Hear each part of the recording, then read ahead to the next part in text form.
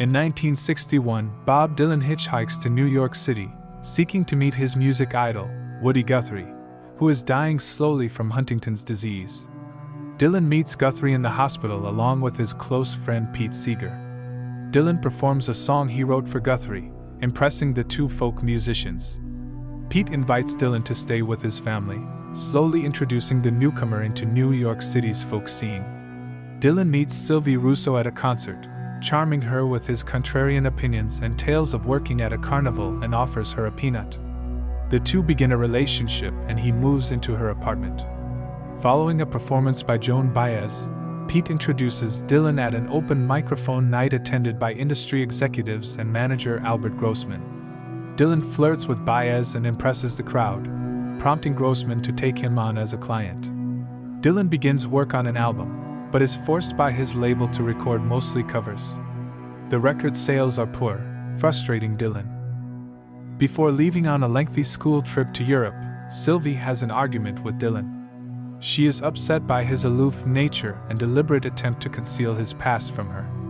Despite this, she encourages him to push for recording his original music.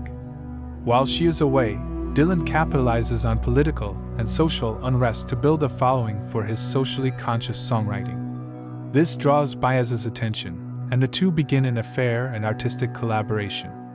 Sylvie becomes suspicious in seeing Dylan's professional closeness with Baez, and by 1965, Dylan and Sylvie have separated. Having achieved stardom but not artistic freedom, Dylan laments that he is beholden to the expectations of the industry and the folk music community.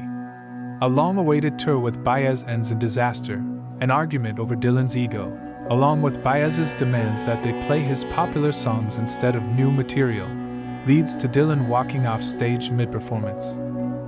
Dylan's desire to break free of expectations drives him to experiment with electric guitar and rock instruments, a controversial direction within the folk scene, who overwhelmingly prefer simple acoustic arrangements. Dylan pieces together his band and begins recording Highway 61 Revisited. Dylan's new direction is especially worrisome for the Newport Folk Festival Planning Committee, who have hired Dylan to headline the 1965 event, but fear he may debut his divisive new sound. Dylan invites Sylvie along to the festival, hoping to rekindle his relationship with her in the process. She accepts, but upon watching a duet between Baez and him, realizes she will never be comfortable in their relationship, becomes upset, and leaves.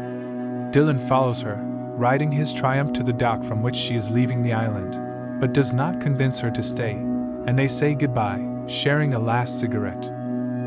The committee attempts to influence Dylan to not go electric, eventually resorting to an impassioned plea from Pete, who reminds Dylan that his own life's work is on the line. An intoxicated Johnny Cash encourages Dylan to play the electric show, and Dylan goes through with his plan. The crowd's reaction is vitriolic, throwing both invective and physical objects at the band. The committee, including Pete, attempts to cut the sound, but is thwarted by Grossman and Pete's wife Toshi. Dylan initially refuses a request from Pete and the festival organizers to perform a folk song as an encore, but relents when Cash offers him his acoustic guitar. The next morning, on his way out from Newport, Baez catches Dylan and remarks that he won, that he finally got the freedom from everyone else that he wanted. Dylan visits Guthrie one last time before leaving town on his motorcycle.